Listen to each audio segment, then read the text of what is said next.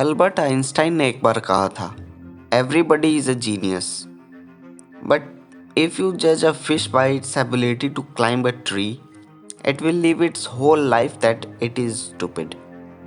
कहने का मतलब हर कोई जीनियस है, लेकिन अगर आप एक मछली को उसके पेड़ पर चढ़ने की एबिलिटी से जज करोगे तो वो मछली खुद को जिंदगी भर नकारा समझेगी, बेवकूफ़ समझेगी, सिर्फ इसलिए क्योंकि वो पेड़ पर चढ़ नहीं सकती। हम लोगों की भी यही प्रॉब्लम है। हम ज़्यादातर डिसअपॉइंटेड या डिप्रेस्ड इसलिए होते हैं क्योंकि हम उस चीज़ पर ज़्यादा फोकस करते हैं, उस चीज़ को पाने पर ज़्यादा फोकस करते हैं जो हमारे पास नहीं होता। हम वो ही करना चाहते हैं जो हमें नहीं आता, बजाय उसके जो हमें करना अच्छे से आता है। और कंपैरिजन हमारी लाइफ का सबसे बड़ा दुश्मन है। फिर भी हम हर जगह खुद को दूसरों से कंपेयर करते हैं, और हद तो तब होती है जब हम उन लोगों से कंपैरिजन करने लगते हैं जो हमारे जैसे बिल्कुल नहीं है। ये सुनने में थोड़ा अजीब लगेगा, लेकिन यही सच है। अगर एक पेंटर खुद को एक बहुत बड़े एक्टर से कंपेयर करेगा तो वो ऑब्वियसली खुद को लूजर मानेगा क्योंकि उसे एक्टिंग नहीं आती। अब आप ही सोचो, किसी बंदर को इस बात से फर्क पड़ना चाहिए क्या कि हाथी उसके मुकाबले कितना भारी होता है? हाथी तो किसी भी बंदर से भारी ही होता है, लेकिन वो किसी बंदर की तरह एक्टिव भी तो नहीं होता, नहीं कभी हो सकता है। आइंस्टीन की ये छोटी सी बात हमें 3 बहुत इंपॉर्टेंट लेसन सिखा देती है। First, stop judging people. कभी भी खुद को या किसी और को भी जज मत किया करो।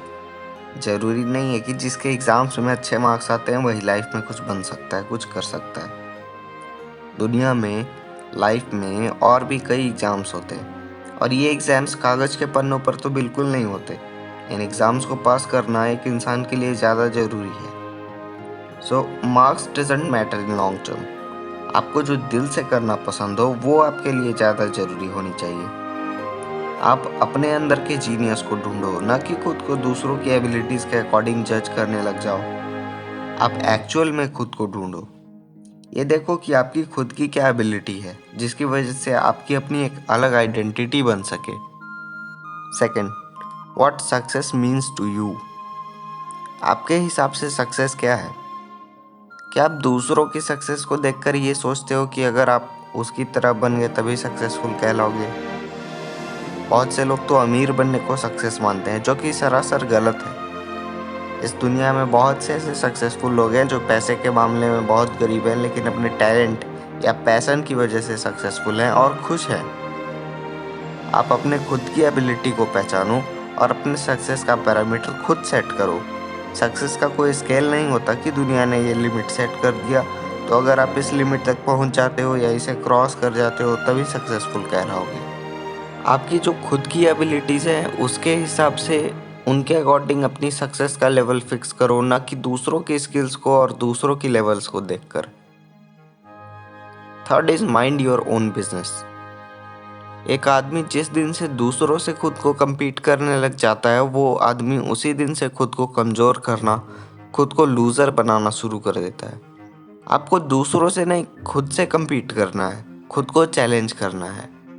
आपको ये जानना और सोचना होगा कि आप कैसे खुद को आज पहले से ज़्यादा बेहतर बना सकते हो। इंसान अपने टैलेंट को छोड़कर बड़ी आसानी से सोसाइटी के सेट किए पैरामीटर पर भागने लगता है, जो कि है पैसा और उस सोसाइटी के अकॉर्डिंग आपकी हैसियत। इसी सब के चक्कर में तो इंसान रैट रेस का शिकार हो जाता है।